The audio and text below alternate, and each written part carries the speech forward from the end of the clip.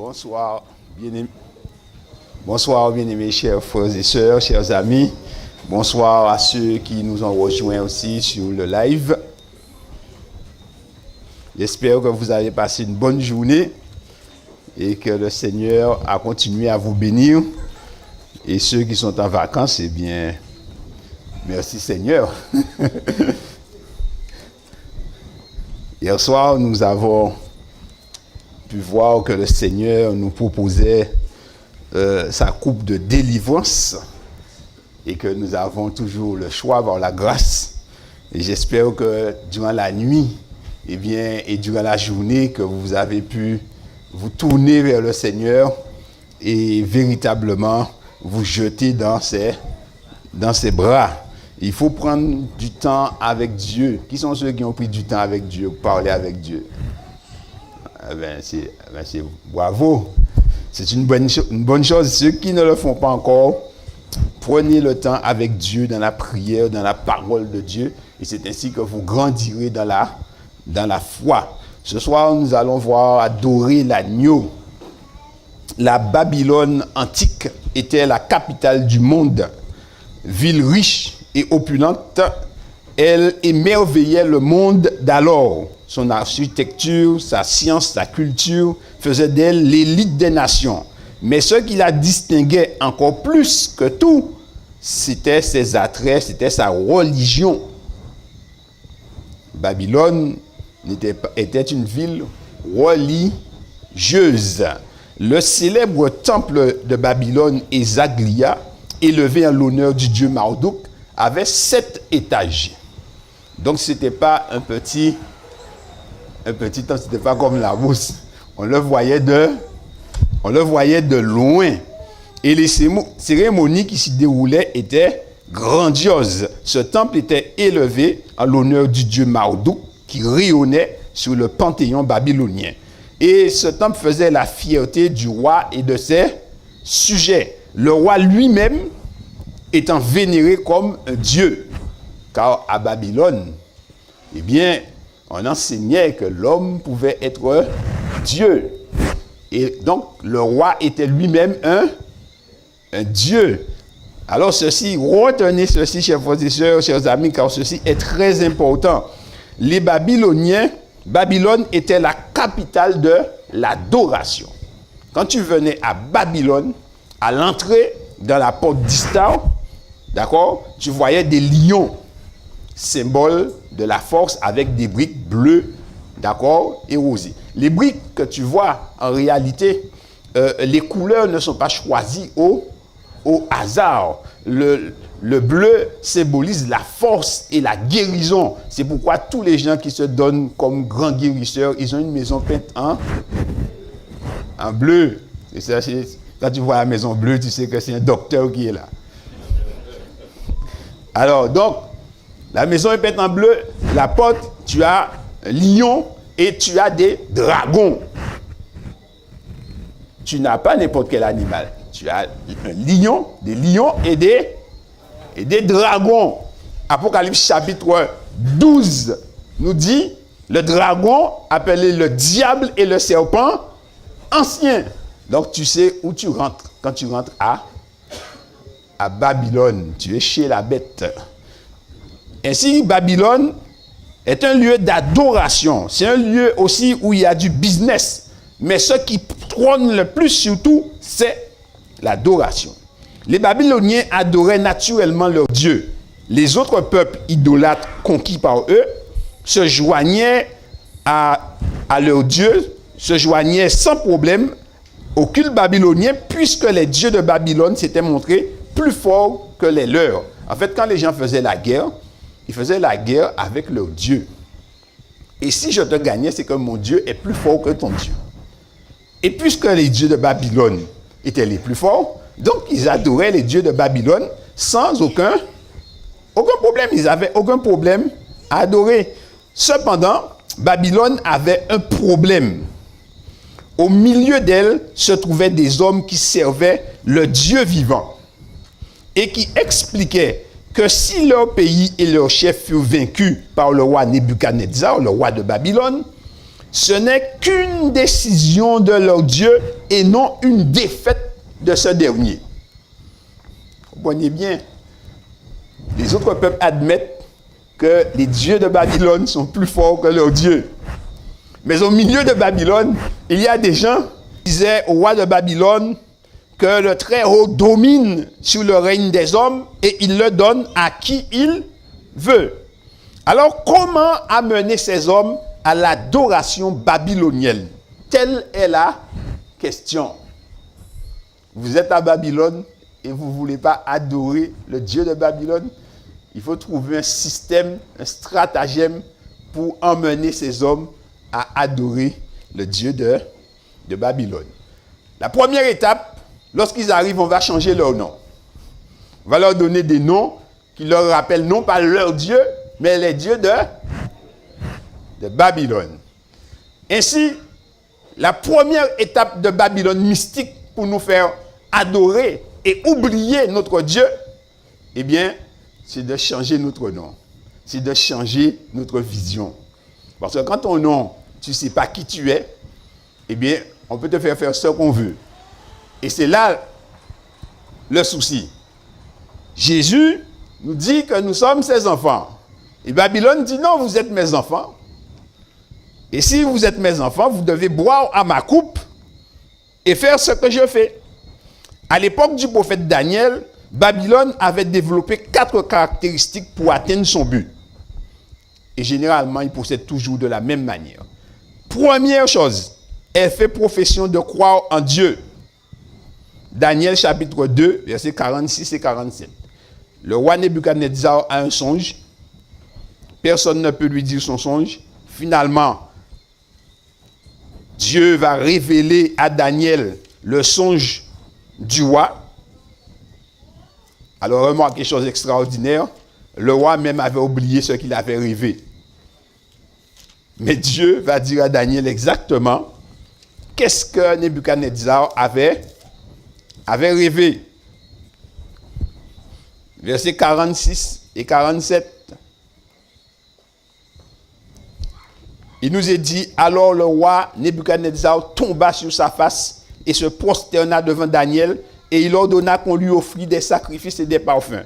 Le roi adressa la parole à Daniel et dit, en vérité, votre Dieu est le Dieu des dieux et le Seigneur des rois, et il révèle les secrets, puisque tu as pu découvrir ce secret. Amen.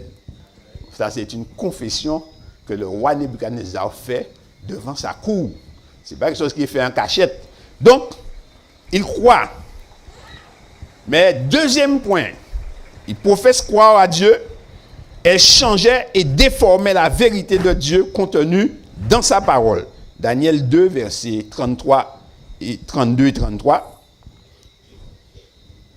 Il est dit, dans l'explication de son songe, la tête de ses statues était d'or pur, sa poitrine et ses bras étaient d'argent, son ventre et ses cuisses étaient d'airain, ses jambes de fer, ses pieds en partie de fer et en partie d'argile. Voilà ce qu'il avait rêvé. D'accord? Maintenant, au chapitre 3, verset 3, que va-t-il faire? Il est dit, alors je vais lire déjà au départ, le roi, verset 1er, le roi Nebuchadnezzar fit une statue d'or, haute de 60 coudées et large de 6 coudées. Il l'adressa dans la vallée de Dura, dans la province de Babylone. Alors, si vous regardez dans Daniel chapitre 2, la composition de la statue que Daniel lui a décrite, révélée par Dieu, la tête de cette statue était d'or pur, sa poitrine et ses bras, verset 32, Daniel 2, et ses bras étaient d'argent, son ventre et ses cuisses étaient d'airain, ses jambes de fer, ses pieds en partie de fer et en partie d'argile. Et la statue de Nebuchadnezzar, il dit, le roi Nebuchadnezzar fit une statue d'or, haute de 60 coudées, comme il avait une grande statue, donc il a fait une grande statue aussi, d'accord? Mais sa statue, à la différence de ce qui lui avait été révélé par Dieu, eh bien, sa statue est tout en or. Qu'est-ce que ça veut dire? En fait, dans l'explication qui lui a été donnée, Daniel lui a dit, c'est toi la tête d'or. Dieu t'a donné la domination sur toutes les nations. Il dit, mais après toi s'élèvera un autre royaume. Et par contre, là, il ne veut pas t'en là. Après toi, il n'en veut pas. Lui, ce qui l'intéresse, Dieu dit, après toi, il dit à Dieu, la révélation est bonne, Seigneur. Je reconnais que tu as révélé ça, mais il y a une petite erreur quelque part, donc je vais corriger l'erreur que tu as faite. Tu as mal programmé la chose. Maintenant, moi, je vais mettre tout en ordre.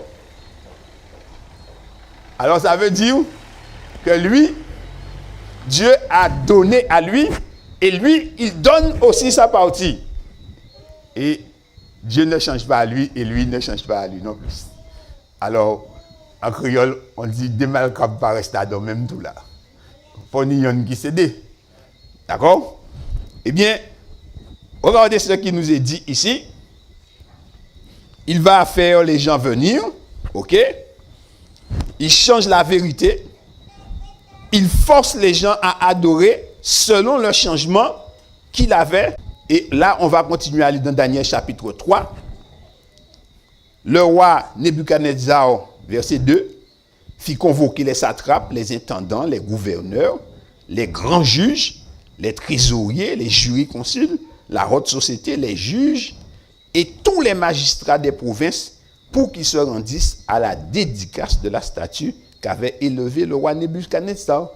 Alors, les satrapes, les intendants et les gouverneurs, les grands juges, les trésoriers et les jurisconsuls, les juges et tous les magistrats des provinces s'assemblèrent pour la dédicace de la statue qu'avait élevée le roi Nebuchadnezzar. Ils se placèrent devant la statue qu'avait élevée Nebuchadnezzar. Bien-aimés, remarquez ce qui se passe ici. Qu'est-ce qu'il a fait? Il a fait une belle statue et il a invité les gens à une dédicace. Une dédicace, c'est quoi? C'est une inauguration, d'accord? Vous venez, on coupe un ruban et on sert des petits fours, des boissons, et il y a un discours, et puis c'est fini. Vrai ou faux? Sauf que quand Babylone t'invite, Babylone a toujours quelque chose derrière la tête. Et remarquez comment tu es venu pour une inauguration. La chose va se gâter sur toi. Tu es déjà là. Il dit, au moment, un héros, verset 4, cria à haute voix, « Voici ce qu'on vous ordonne, peuple, nation, homme et toute langue. » Le discours commence à changer. Il a invité à un petit bois manger bien tranquille. Et après, ils ont arrivé. Ils ont commencé à commander après ça. Et là, vous avez parlé, les gars, attention, si vous ne pas faire ça, en créole, je vais dire en créole, puisqu'on le comprend bien comme ça. Il dit, au moment où vous entendrez le son de la trompette, du chalumeau, de la guitare, de la sambuc, du psalterion, de la cornemuse et de toutes sortes d'instruments de musique, vous vous prosternerez et vous adorerez la statue qu'a élevée le roi Nebuchadnezzar. Vous prie. Parce que tu es venu en inauguration, mais maintenant, tu es rentré en adoration. Et que tu le veuilles ou non, il te dit ceci. Alors il dit, quiconque ne se prosternera pas et n'adorera pas sera jeté à l'instant même au milieu d'une fournaise ardente. Qu'est-ce que vous auriez fait? Tu es arrivé, d'accord? Tu t'attends à manger des petits fours, tu as passé un bon moment, et là, on te dit que si tu n'adores pas, et tu sais que ce n'est pas ça, parce que tout le monde sait que ce n'est pas ce que Dieu lui a révélé. Tu sais que ce n'est pas la vérité, mais tu es déjà là. Babylone t'a invité et tu as répondu présent. Maintenant, tu ne peux plus faire marche arrière. Tu as deux solutions. C'est soit que tu adores ou que tu n'adores pas, tu vas dans la fournaise de feu. Je ne vais pas vous demander si vous étiez là, qu'est-ce que vous auriez fait. Mais je suppose que vous sentez la tendance, la pression qu'il y a sur ces lieux. Donc, elle forçait les gens à adorer selon le changement qu'elle avait opéré. Ceux qui refusaient d'adorer étaient simplement tués. Quiconque ne se prosternera pas et n'adorera pas sera jeté à l'instant même au milieu d'une fournaise ardente.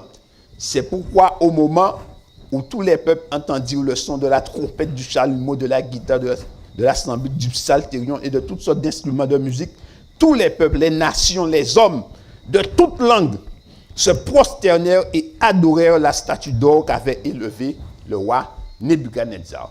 Les amis, essayez de sentir la tension qu'il y a là. Ce n'est pas deux personnes qui sont là, hein? D'accord? Et ce n'est pas des gens, je vais dire, ce n'est pas le bas peuple qui est là. Ce sont les gens les plus cultivés. Donc, des gens qui ont une intelligence, qui raisonnent. Tu as des scientifiques, tu as toutes sortes de personnes. Mais il est dit les gens de tout peuple. Lorsque Satan tend son piège, il ne laisse personne hors du piège. C'est pour tout le monde. Les petits, les grands, c'est pour tout le monde. Et là, tout le monde se prosterne devant la statue. Tu sais que ce n'est pas vrai. Tu sais que c'est faux.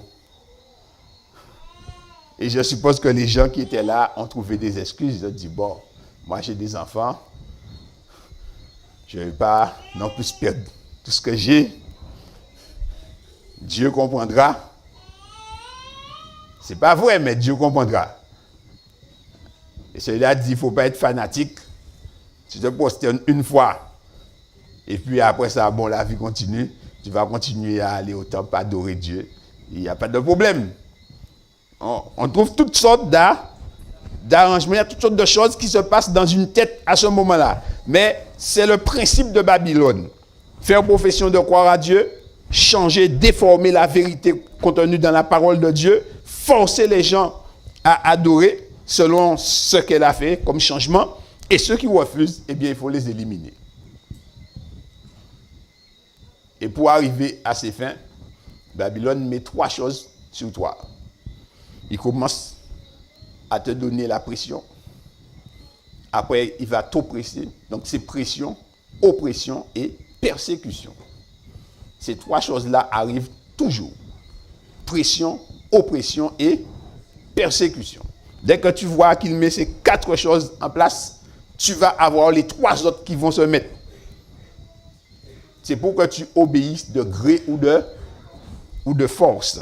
Le prophète Daniel de même prédit que la grande Babylone, Babylone mystique sous l'emblème d'une petite corne, changera du moins, essaiera de changer la loi de Dieu et principalement le jour d'adoration de Dieu. Dans Daniel chapitre 7 et le verset 25, voici ce que la parole de Dieu déclare. En parlant de cette puissance de la grande Babylone qui devait arriver, il dit ceci: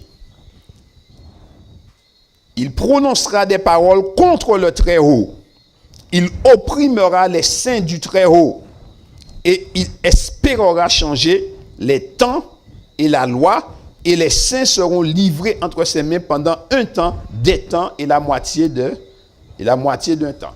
Alors, pour vous éviter le calcul, ça fait 1260 années, littéral. 42 mois prophétiques et 1260 années littérales. Pendant 1260 années, eh bien, la papauté devait régner sur le monde.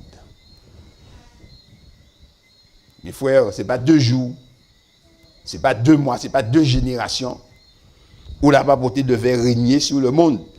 Prononcer des paroles contre Dieu, d'accord, et espérer changer les temps et la loi de Dieu. Ainsi en a-t-il été. C'est ce qui s'est passé, ce que la prophétie avait annoncé. Eh bien, c'est ce que la papauté a fait, c'est ce que Babylone a fait. Alors, est-ce que tu peux me mettre la première diapo, s'il te plaît? On va voir un peu ce que les prélats de Rome eux-mêmes disent. Là, c'est pas... On va voir ce qu'ils disent eux-mêmes. Alors, ça y est, photographié. Il dit, Les catholiques et les protestants, en général, n'observent pas le samedi, mais le dimanche. Si on prend l'écriture sainte comme règle de foi, on voit que ceci est contre la loi divine. Car d'un côté, on conclut clairement de l'Ancien Testament que le samedi doit être sanctifié. De l'autre, on constate dans le Nouveau Testament que les apôtres ont de la même façon fidèlement observé le samedi, et on ne lit pas ailleurs dans les Saintes Écritures que ce divin précepte ait été abrogé. Les protestants sont donc contraints ou bien de revenir au samedi judaïque, ou bien de se soumettre, notez ce qui est écrit ici, ou bien de se soumettre à l'autorité de l'Église catholique, qui, par le pouvoir reçu de Dieu, quand est-ce que Dieu leur a donné ce pouvoir, on ne sait pas, a substitué le jour du samedi au jour du dimanche. De fait, il ne s'agit pas là du précepte divin, de fait, il ne s'agit pas là du simple domaine de la discipline, mais d'un changement de précepte divin. Et remarquez, qui c'est qui l'écrit? C'est pas un pasteur qui écrit ça. L'abbé Tankeri, professeur de théologie dogmatique, Synopsis Theologica Dogmatica. Voilà. Un grand grec catholique qui écrit ceci. Et c'est clair et net, mes frères. Il parle de samedi et de dimanche. Certaines personnes disent que Dieu, on peut adorer le jour où l'on veut. L'Église catholique dit qu'il y a 2 jours d'adoration. C'est samedi et dimanche. Et que eux, ils ont inversé la chose. Il espérera changer les temps et la loi. Deuxième diapo, s'il te plaît. Alors,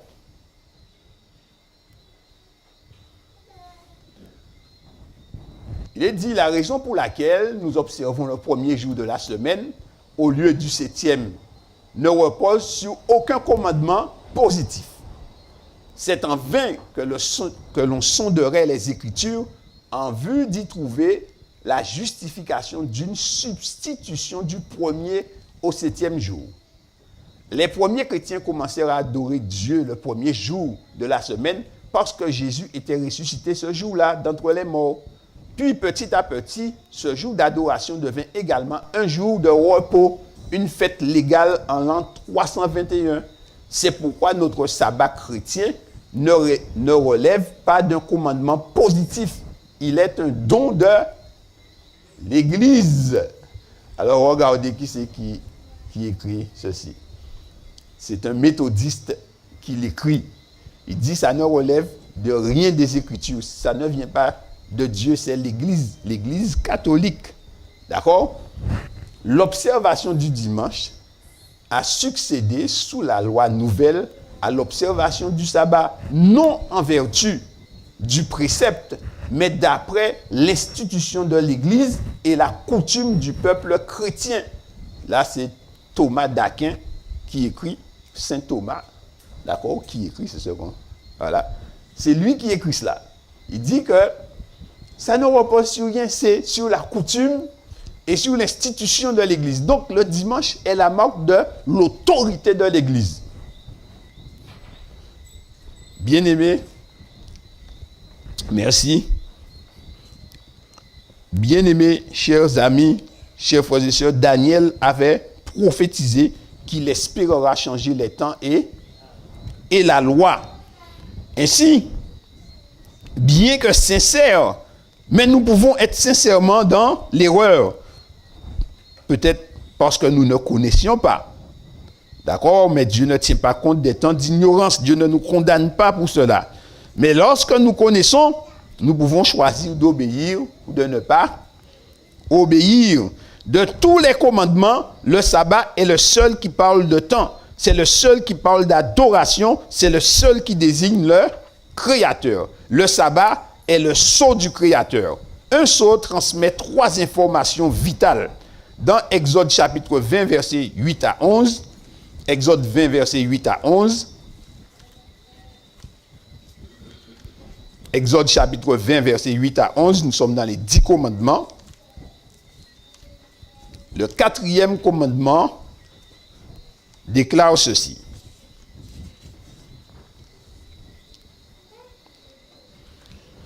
Il dit, souviens-toi du jour du repos pour le sanctifier. Tu travailleras 6 jours et tu feras tout ton ouvrage. Mais le 7e jour est le jour du repos des adventistes. Ah, vous suivez, c'est bien.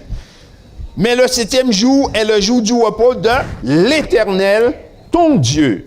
Tu ne feras aucun ouvrage, ni toi, ni ton fils, ni ta fille, ni ton serviteur, ni ta servante, ni ton bétail, ni l'étranger qui est dans tes portes. Car en 6 jours, l'Éternel a fait les cieux, la terre et la mer et tout ce qui y est contenu, et s'est reposé le 7e jour. C'est pourquoi l'Éternel a béni le jour du repos et l'a sanctifié. Le mot sanctifié signifie mettre à part pour un usage saint. Et être béni, c'est être l'objet de la faveur divine. Donc, c'est le seul jour qui est mis à part pour l'adoration. C'est le seul jour qui a été béni, d'accord, qui fait l'objet d'une faveur spéciale de Dieu, parce que, et Dieu l'a placé au milieu des 10 commandements. Alors, le sceau, je disais, transmet 3 informations vitales. Première information, c'est le nom de l'individu. Quand tu as un sceau, il y a le nom de l'individu dont l'autorité est représentée par le sceau. Quel est celui qui est représenté? Lorsque nous lisons, il dit, c'est l'Éternel. Deuxième point, le sceau nous annonce le titre ou distinction de l'individu. Quand nous lisons ce commandement, il dit l'Éternel a fait, d'accord? Car en 6 jours l'Éternel, verset 11, a fait les cieux, la terre, la mer et tout ce qui est contenu. Donc, le sabbat nous dit qui a fait la terre, qui a fait la mer, qui a fait les cieux. Donc, cela nous donne ainsi le titre de celui du propriétaire du sceau. Donc, le sabbat nous dit que c'est l'Éternel qui est le créateur. Donc, nous avons son nom, d'accord? Nous avons son titre, c'est le créateur. Et troisièmement, le sceau doit nous donner le territoire ou le domaine où l'individu va exercer son autorité. Où est-ce qu'il va exercer son autorité? Eh bien, il nous le dit tout simplement. Il dit, car en 6 jours l'Éternel a fait les cieux, la terre et la mer et tout ce qui y est contenu. Donc, son autorité s'exerce sur la terre, sur la mer et dans le ciel. Donc, il exerce son autorité sur tout ce qu'il y a sur la terre. Tout ce qu'il y a sur la terre lui appartient. Et tout ce qui est visible est à lui. Et tout ce qui est aussi invisible est à lui. Le diable, c'est le diable de Dieu. C'est le diable de Dieu. Peut-être que ça vous choque que je dise ça, mais je vais imager la chose pour vous. Vous avez 2 enfants. Vous en avez un, eh bien c'est, comme on dit, c'est une patte. Tellement qu'il est. Et vous avez un brigand. Le brigand, ce n'est pas votre enfant? Ah oui, et il est votre enfant. C'est votre enfant. Le bon, c'est à vous. Parce que chaque fois qu'il passe au tribunal, nom du père et de la mère.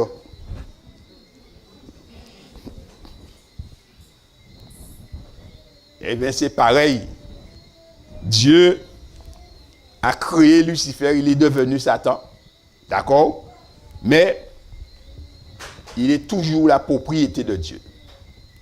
Il est la propriété de Dieu. Et tous les anges qui sont avec lui sont aussi la propriété de Dieu.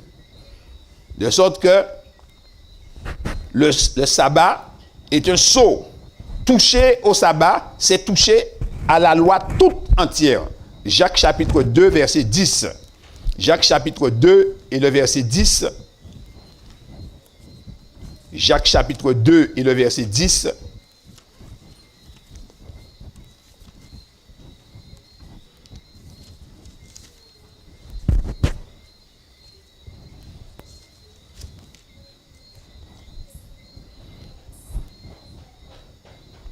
Il est dit ceci, car quiconque observe toute la loi, mais pêche contre un seul commandement, devient coupable de tous. Alors je vais imaginer cela. Est-ce qu'il y a des gens ici qui ont des bœufs? Il n'y a plus beaucoup de personnes qui possèdent des bœufs dans le pays. Alors, mais quel que soit... Bon, je vais dire ceux qui ont un chien. C'est ceux qui ont un chien. C'est ce qu'on a maintenant. Des cabris. OK. Mais les cabris, on les met dans les parcs, mais les chiens, on les tient en laisse. Alors, si vous avez un animal quelconque et que vous l'avez attaché avec une chaîne, d'accord? Donc, vous promenez votre animal et vous décidez d'enlever un maillon de la chaîne au niveau de son collier. Comment est votre animal? Il est libre. Maintenant, vous reprenez votre animal. Vous décidez d'enlever un maillon de la chaîne au milieu. Comment il est votre animal? Il est toujours libre. Et si vous décidez là où il est attaché d'enlever le maillon, là où vous avez fait le nœud, comment il est? Si tu pêches contre un seul commandement, tu es coupable de tous. Tu crois que tu es attaché, mais tu es libre dans la savane. Et c'est ce que Dieu nous dit. C'est un tout. Cela fait partie du caractère de Dieu. Quand tu commences à obéir, eh bien Dieu ne veut pas de demi-obéissance. Il ne veut pas de demi-obéissance. Je vais vous raconter une histoire, ça va vous faire rire. Vous allez rire de moi. Quand j'ai constaté dans la parole de Dieu qu'il fallait observer le sabbat, je vous ai dit que j'étais catholique et je n'étais pas un catholique et qui allait le premier de l'an voir Dieu. Donc moi, j'allais le voir tous les jours. Et donc quand j'ai vu cela, aimant aller à l'église et tout, alors je me suis dit, comment je vais faire avec cette affaire, puisque j'ai découvert que le sabbat, eh bien, commence effectivement au coucher du soleil et tout, et que Dieu réclame d'observer le jour du sabbat. Et je veux obéir. Eh bien, qu'est-ce que j'ai fait? Comme il y avait la messe, j'allais le dimanche matin à la messe, il y avait la messe le samedi soir. Donc j'allais à la messe le samedi soir. Et je m'arrangeais comme cela. Le samedi soir, j'allais à l'église. Et comme ça, le dimanche, je n'allais plus. Donc, j'observais pour moi Mais l'homme ne trompe pas Dieu. L'Esprit de Dieu m'a dit, mais tu sais quelque chose, c'est bien, tu vas le samedi soir. Mais quand tu vas le samedi soir, c'est déjà dimanche, il y a un soir et un matin. Alors, j'ai été obligé de mettre mon vêtement sur moi et de descendre au temple et d'aller adorer là où les gens adorent le sabbat matin, à 9h moins le quart, passer dans le quartier et descendre pour que tout le monde te voie. Oui, et j'avais un voisin, lorsqu'il me voyait, il s'amusait, et surtout s'il me voyait après tapis, pour me dire « Alors mon frère !» Donc si tu ne sais pas, qu'est-ce que tu fais? Eh bien, parce que il faisait ça à quelqu'un et la personne se cachait. Donc, mais quand il a vu que ça ne me faisait rien, eh bien, il a arrêté. Les amis, c'est là ce qu'a fait Babylone, la grande, et qu'elle continue à faire. Et elle finira par imposer son joug sur toute la surface de la terre, de sorte que personne ne puisse échapper, sauf ceux qui sont véritablement attachés à Jésus et à la vérité. Et c'est pourquoi hier soir, je vous ai dit, est-ce que nous aimons Dieu comme Dieu l'entend, de tout notre cœur, de toute notre âme, c'est-à-dire que nous aimons la vérité. Il faut aimer la vérité. Et quand la vérité vient à toi, tu suis la vérité pour faire la volonté de Dieu. Ainsi, dans Apocalypse chapitre 13, voici ce que la parole de Dieu nous révèle. Déjà au verset 8, en parlant de Babylone, de la papauté, Et pendant son règne de 1260 années, il est dit ce qui suit, et tous les habitants de la terre l'adoreront, ceux dont le nom n'a pas été écrit dès la fondation du monde dans le livre de vie de l'agneau qui a été immolé. Tous les habitants de la terre l'adorent. Les amis, tous les habitants de la terre. Ça veut dire, depuis le petit enfant jusqu'au plus grand, tout le monde, comme devant la statue de Nebuchadnezzar. Et remarquez, la Bible nous dit que la papauté va connaître une période de crise, en fait, où elle sera comme blessée, mais sa blessure mortelle va guérir. Au verset 3, il dit, je vis l'une de ses têtes comme blessée à mort, mais sa blessure mortelle fut guérie, et toute la terre était dans l'admiration derrière la bête. La blessure mortelle a été faite en 1798, lorsque les Français ont fait la Révolution française et qu'ils ont pris le pape, qu'ils l'ont fait prisonnier. Alors, on a pensé que la papauté allait disparaître. Mais aujourd'hui, le monde entier est derrière la papauté. Vrai ou faux? La blessure mortelle est guérie. La blessure mortelle est guérie. Et vous savez, puisque la blessure est guérie, il refera ce qu'il a déjà fait. Il le refera, chers amis, et la chose est déjà mise en chantier et bien avancée.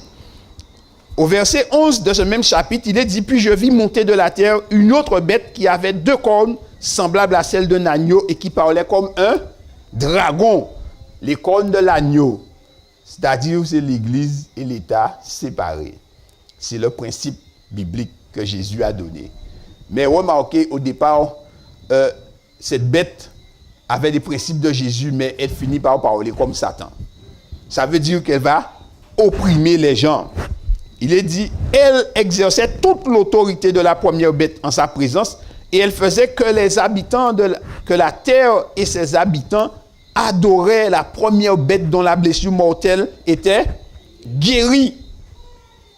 Là, sa blessure mortelle est guérie, mais c'est la seconde bête qui emmène les habitants de la terre à adorer la première.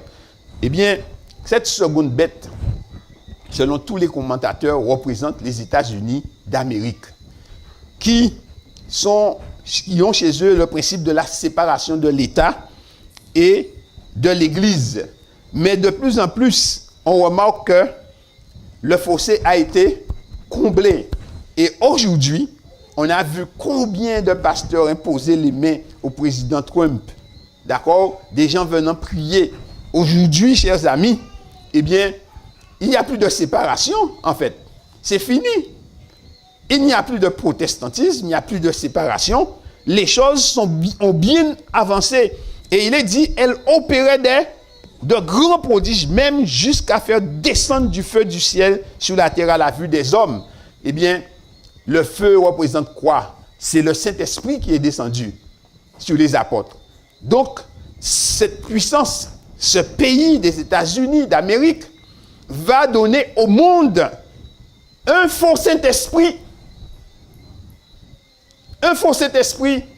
Et le mouvement pentecôtiste qui est parti des États-Unis avec le parler en langue, et on a vu des choses vraiment bizarres. Et alors, beaucoup de gens ont dit, c'est le Saint-Esprit, c'est la puissance de Dieu. Et comme il y avait des miracles et qu'il y a des miracles, et cela est parti en Afrique, et maintenant les Africains l'ont pris, et ça devient encore plus puissant.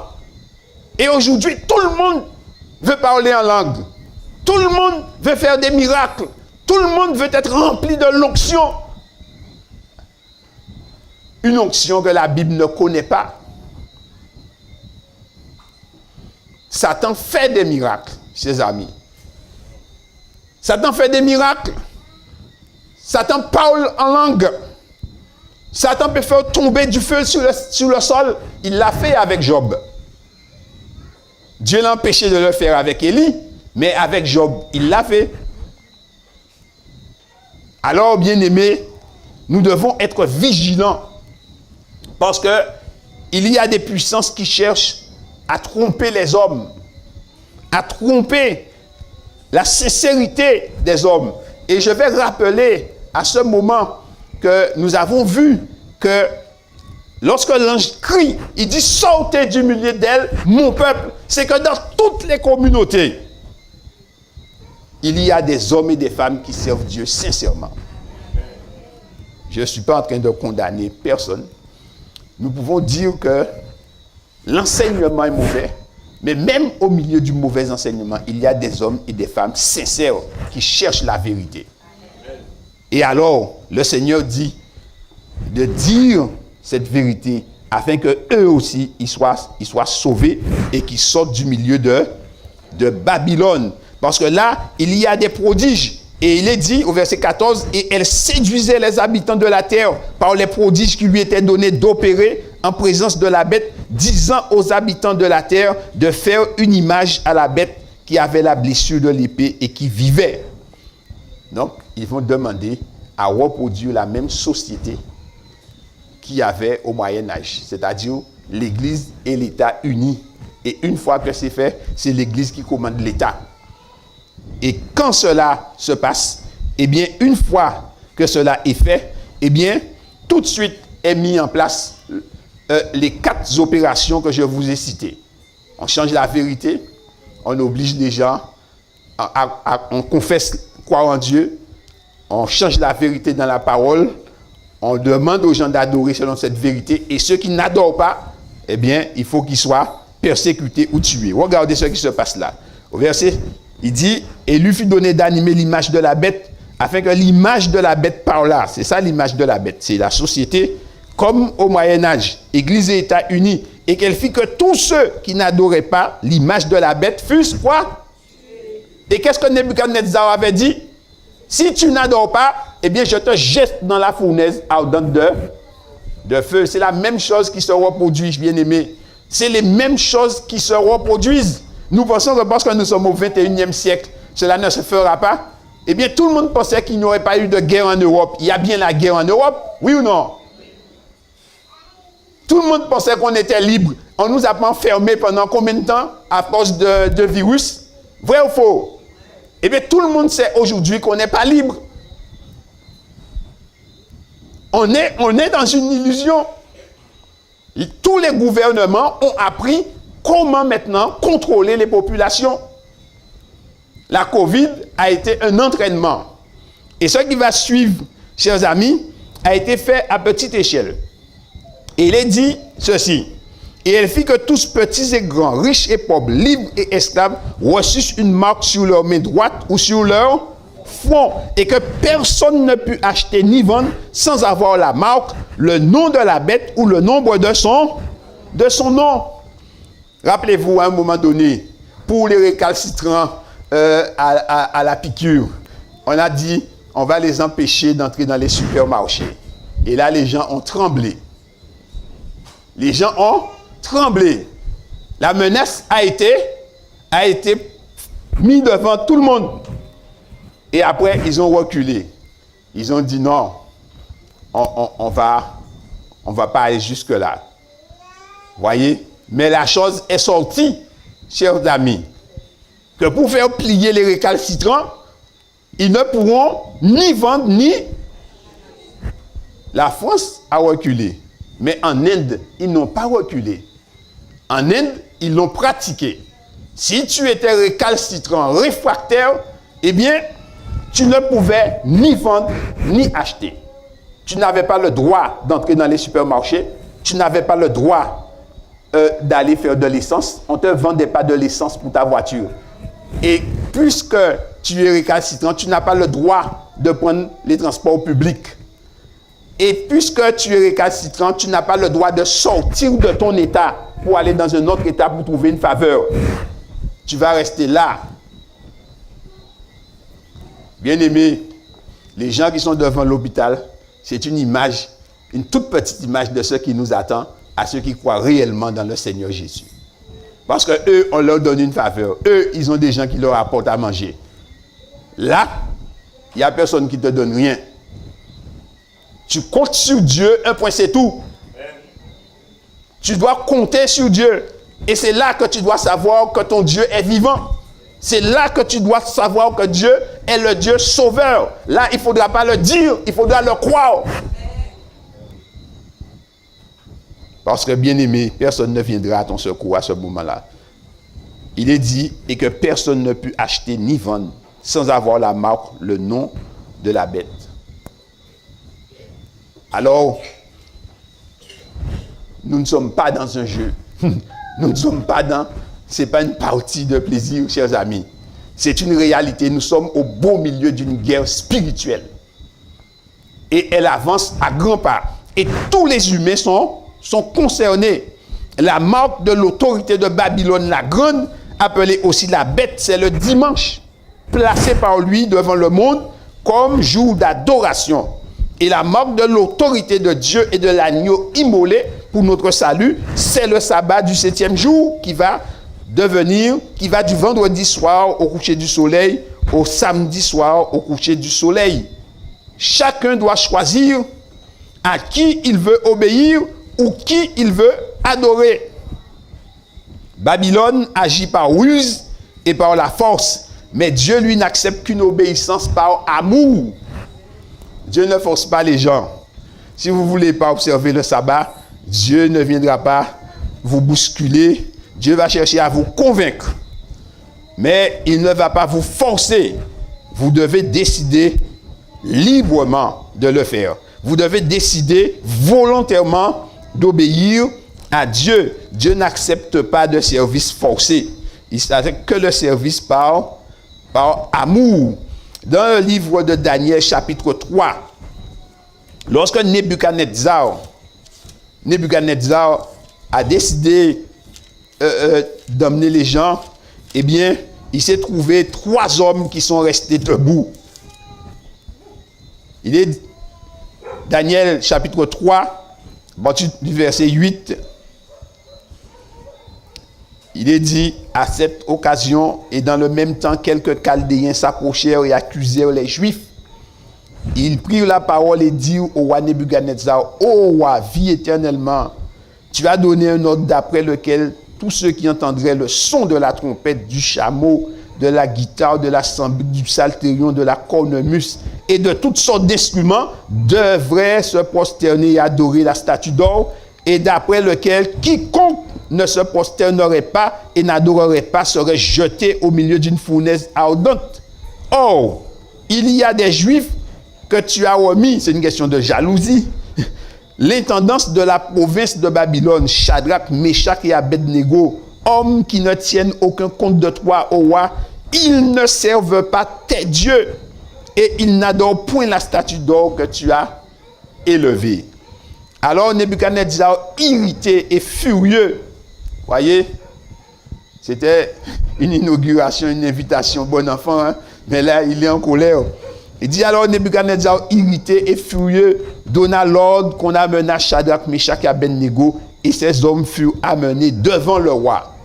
Bien-aimé, quand tu prends une position pour Christ, il faut que tu sois capable de rester debout derrière ta position. Il faut que tu sois capable de défendre ta position. Si tu décides d'observer le sabbat, il faut rester debout derrière ce que tu vas faire. Parce que ça ne veut pas dire que lorsque l'on sert Dieu, que cela n'engendre pas des épreuves. Servir Dieu, ce ne sont pas les gens lâches qui servent Dieu, ce sont les gens courageux qui servent Dieu. Ce ne sont pas les gens qui ont peur de s'engager qui servent Dieu, ce sont les gens hardis qui servent Dieu. Si tu décides de servir Dieu, alors tu dois prendre ton courage.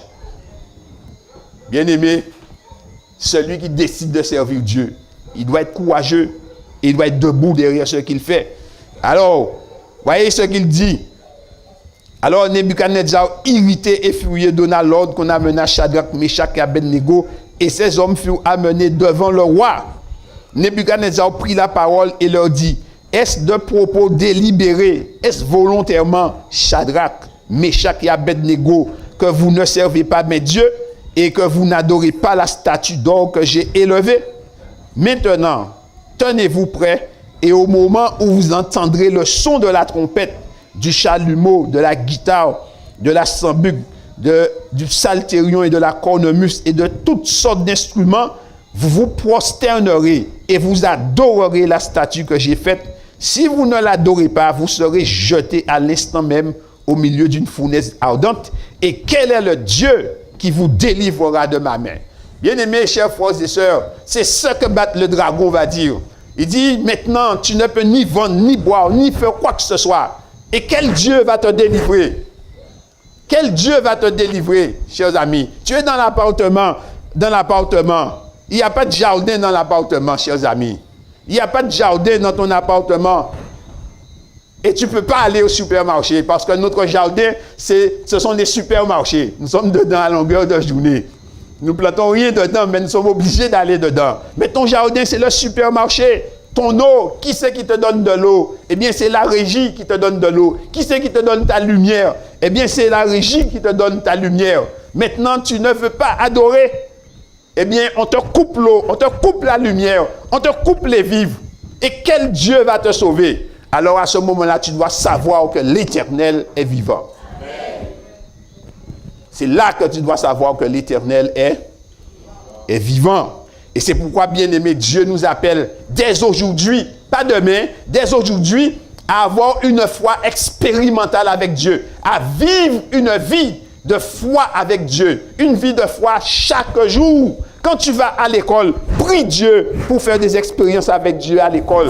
Quand tu vas dans ton travail, prie l'Éternel pour faire des expériences avec l'Éternel. Quand tu es dans ta maison, invoque l'Éternel dans ta maison pour que l'Éternel soit dans ta maison. Bien-aimé, il faut que tu vives avec Dieu à chaque instant de ta vie. Et lorsque l'on viendra te dire quel Dieu te délivrera, tu diras l'Éternel des armées me délivrera. Parce que tu connais le Dieu que tu sers. Parce que tu connais le Dieu que tu suis. Bien-aimé, Dieu, notre Dieu, est vivant. Et alors, ces jeunes gens, et ce sont des jeunes, ce ne sont pas des gens comme moi, hein, ce sont des jeunes, ils connaissaient leur Dieu. Et devant la menace, parce que ceux qui n'ont jamais vu le bitume brûler, ceux qui n'ont jamais pris un coup de feu, eh bien, ils imaginent ça. Ce n'est pas le feu de ton réchaud qui est là. C'est un four à briques. Et ça monte, chers amis, à combien de degrés? Mais écoutez ce qu'il va faire. Shadrach, Meshach et Abednego répliquèrent au roi Nebuchadnezzar. Nous n'avons pas besoin de te répondre là-dessus. Voici notre Dieu que nous servons peut nous délivrer de la fournaise ardente et, excusez-moi, et il nous délivrera de ta main, ô roi. Première chose, notre Dieu que nous servons peut nous délivrer de la fournaise ardente et il nous délivrera de ta main, ô roi. Tu as demandé quel Dieu? Il dit notre Dieu que nous servons peut nous délivrer et il nous délivrera. Mais comme nous ne sommes pas dans le cœur et dans la tête de Dieu et que nous ne connaissons pas ses plans, il se peut que pour la gloire de Dieu, Dieu nous laisse mourir. Alors, deuxième phase, sinon, deuxième option, s'il ne nous délivre pas, ô roi, que nous ne sache, ô roi, que nous ne servirons pas tes dieux et que nous n'adorerons pas la statue d'or que tu as élevée. Alléluia. C'est ça l'option du chrétien, chers amis. C'est ça l'option du chrétien. Tu attends la délivrance de Dieu et si Dieu ne te délivre pas, eh bien tu ne changes pas de position. Il y a des gens qui disent, mais j'ai attendu et puis comme je ne voyais pas de solution, donc j'ai fait ça parce que je ne voyais pas de solution. Non, quand il n'y a pas de solution, eh bien tu ne cherches pas la solution. Tu ne fais pas d'autre chose. Tu restes sur ce que Dieu t'a dit. Tu restes sur ce que Dieu t'a dit. Certaines fois, il faut accepter de perdre avec Dieu. Il faut accepter de perdre avec Dieu. Bien-aimé, une fois j'ai fait quelque chose et j'ai demandé conseil à quelqu'un. Il m'a dit, mais mon cher, pour que tu puisses avoir ça, il faut mentir. Hein? Alors je lui ai dit, non. Un premier m'a dit, il faut mentir. Un deuxième m'a dit, il faut mentir. Tous les gens que je parlais avec eux, ils me disaient, mais tu sais, une fois que tu as menti, tu as des affaires après, tu reprends la vie. Tu reprends la vie. Non, mes frères, ce n'est pas comme ça. Ça m'a coûté un gros préjudice, mais je n'ai pas menti. J'ai accepté de perdre avec Christ. J'ai perdu beaucoup, bien sûr. Mais j'ai accepté de perdre avec Christ. Il vaut mieux perdre avec Christ et rester avec Christ au lieu de gagner sans Christ et de rester avec le malin. Parce qu'après, comment tu fais pour dormir? Satan te dit, mais ça c'est vite en nous. Hein? Oui, c'est plus à toi, c'est vite en nous. Parce qu'il sait très bien comment tu as fait pour l'avoir. Ainsi, bien aimé, ces hommes vont dire au roi, eh bien, que nous, on ne va pas adorer ta statue. Oni, tu peux mettre la troisième diapo, s'il te plaît.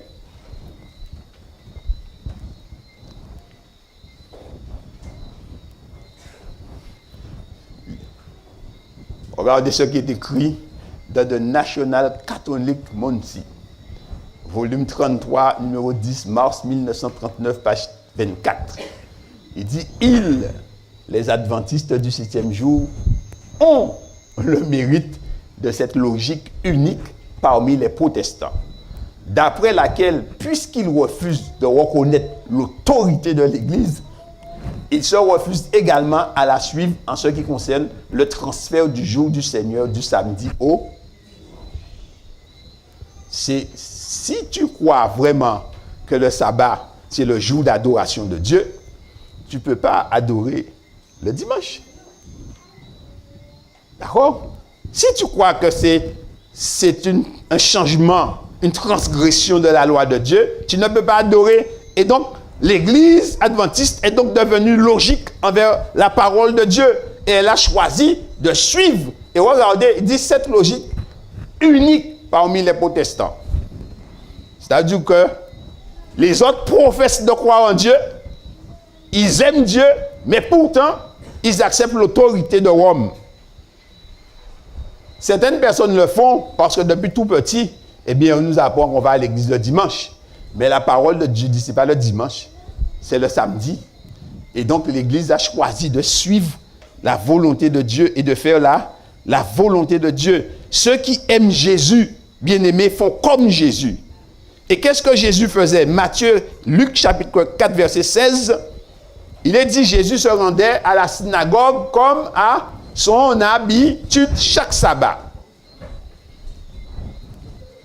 Si nous suivons Jésus, eh bien nous suivons Jésus partout. Luc chapitre 4 et le verset 16. Luc 4, verset 16. Il est dit, il se rendit à Nazareth où il avait été élevé et selon sa coutume, donc selon son habitude, il entra dans la synagogue le jour du sabbat, il se leva pour faire la lecture. Bien aimé, quand tu suis Jésus lundi, tu suis Jésus mardi, tu suis Jésus mercredi, tu vas au travail, Jésus va au travail, il était charpentier. Jeudi et vendredi, il va au travail. Arrivé le vendredi soir, Jésus arrête de travailler. Jésus chante des cantiques. Et Jésus arrête toute activité. Et toi, tu continues tes activités. Et tu dis que tu suis Jésus. Mais Jésus n'est plus devant toi. Jésus s'est arrêté et toi, tu as continué à marcher. Maintenant, le jour s'est levé. Jésus va à la synagogue et toi, tu vas au marché. Toi, tu vas dans ton business. Tu vas détacher tes animaux, tu es dans tes champs, tu fais tes affaires.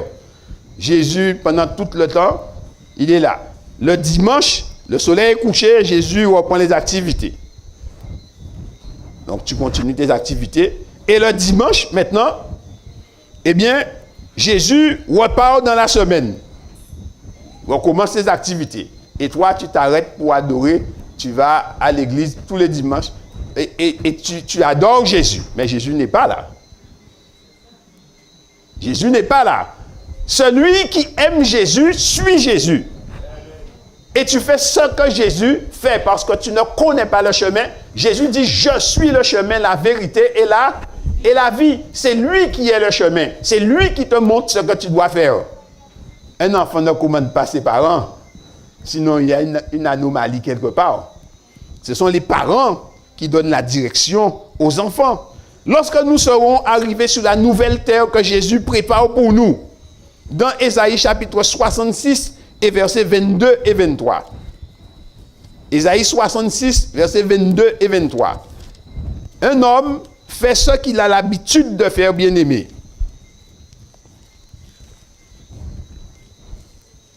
Ésaïe 66, versets 22-23, le texte dit, « Car comme les nouveaux cieux et la nouvelle terre que je vais créer subsisteront devant moi, dit l'Éternel, ainsi subsisteront votre postérité et votre nom.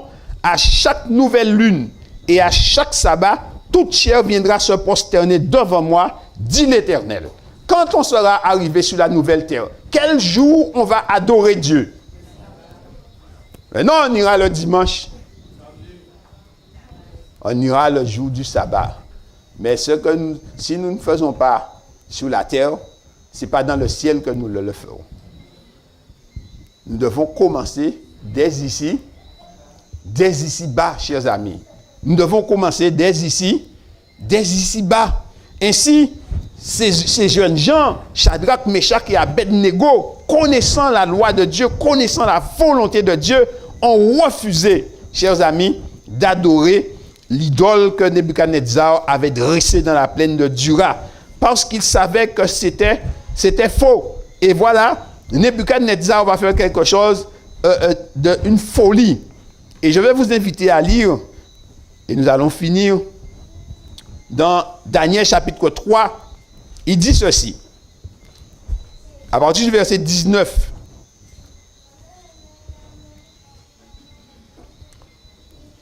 Il dit, sur quoi Nebuchadnezzar fut rempli de fureur et changea de visage en tournant ses regards contre Shadrach, Meshach et Abednego. Exactement comme ce que dit Apocalypse chapitre 13. Comme vous n'obéissez pas, eh bien je vais faire en sorte que vous disparaissiez. Il reprit la parole et ordonna de chauffer la fournaise 7 fois plus qu'il ne convenait de la chauffer. Le chiffre 7, c'est le chiffre de la... Ça veut dire que là, il est total. Il ne laisse rien, aucune miséricorde, rien. Comme tu n'obéis pas, eh bien, je te fais disparaître. Et bien aimé, c'est comme ça que ce sera. Il ne faut pas se leurrer, c'est comme ça que ce sera. Il dit, puis, il commanda à quelques-uns des plus vigoureux soldats de son armée de lier Shadrach, Meshach et Abednego et de les jeter dans la fournaise ardente. Ces hommes furent liés avec leurs caleçons, leurs tuniques, leurs manteaux et leurs autres vêtements et jetés au milieu de la fournaise ardente. Comme l'ordre du roi était sévère et que la fournaise était extraordinairement chauffée, la flamme tua ces hommes qui avaient jeté Shadrach, Meshach et Abednego au milieu de la fournaise ardente. La fournaise était extraordinairement chauffée. Satan fera tout pour t'emmener à la désobéissance au commandement de Dieu. Il dit, alors le roi Nebuchadnezzar fut effrayé. Qu'est-ce qui lui arrive, verset 24? Et se leva précipitamment. Il prit la parole et dit à ses conseillers, n'avons-nous pas jeté au milieu du feu 3 hommes liés? Il répondit au roi, certainement au roi. Il reprit et dit, eh bien je vois 4 hommes sans lien qui marchent au milieu du feu et qui n'ont point mal. Et la figure du 4e ressemble à celle d'un fils de Dieu. Amen.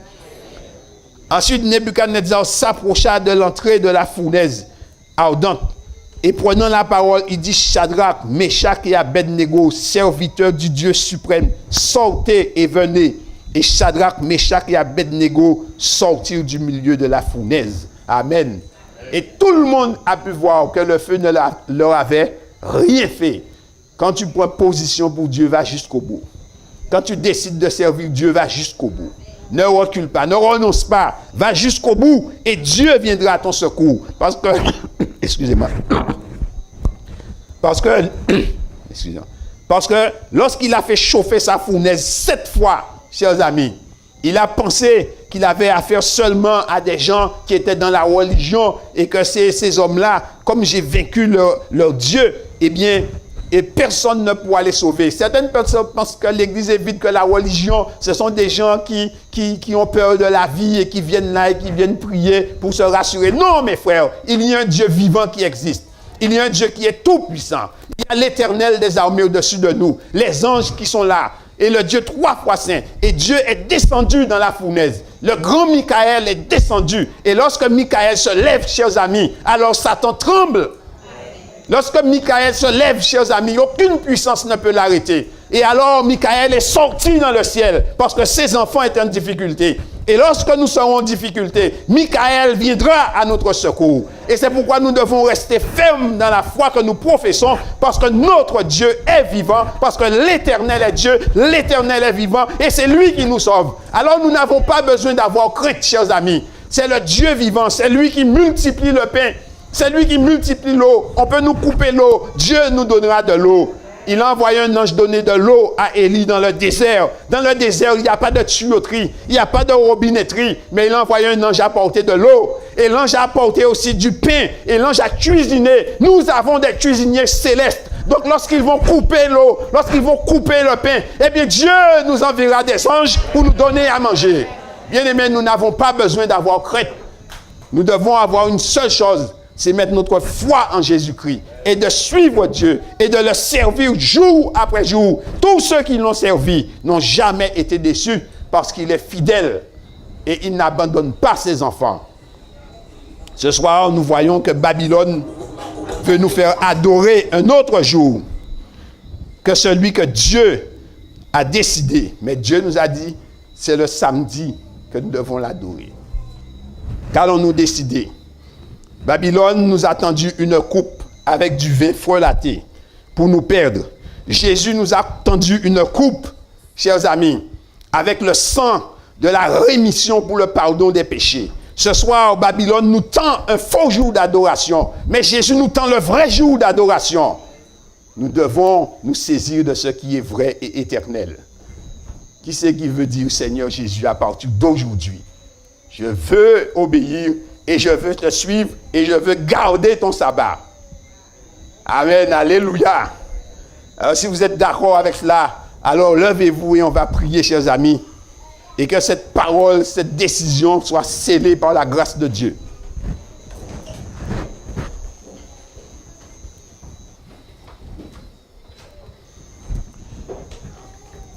Seigneur notre Père et notre Dieu, nous bénissons ton nom parce que tu es Dieu. Tu es notre roi, tu es notre maître. Et nous sommes heureux, Seigneur, de ce que tu nous as appelés à ta vérité. Ce soir encore, tu nous appelles à sortir de Babylone, à laisser le faux jour d'adoration pour t'adorer, Seigneur, selon ta vérité. Éternel, mon Dieu, le jour du sabbat, du vendredi soir au coucher du soleil jusqu'au samedi soir au coucher du soleil. Seigneur, peut-être que cette décision peut entraîner pour nous des difficultés. Mais tu nous as dit, je suis l'Éternel et je prendrai soin de vous. Seigneur, tu l'as fait pour les anciens, tu l'as fait pour nous, tu le feras pour ceux aussi qui aujourd'hui t'emboîtent le pas. Seigneur, nous voici devant toi. Accorde-nous, Seigneur, cette foi sincère et aide-nous à garder la foi. Aide-nous pour que cette décision que nous prenons d'obéir jusqu'au bout, que nous puissions la garder jusqu'à ce que Jésus revienne.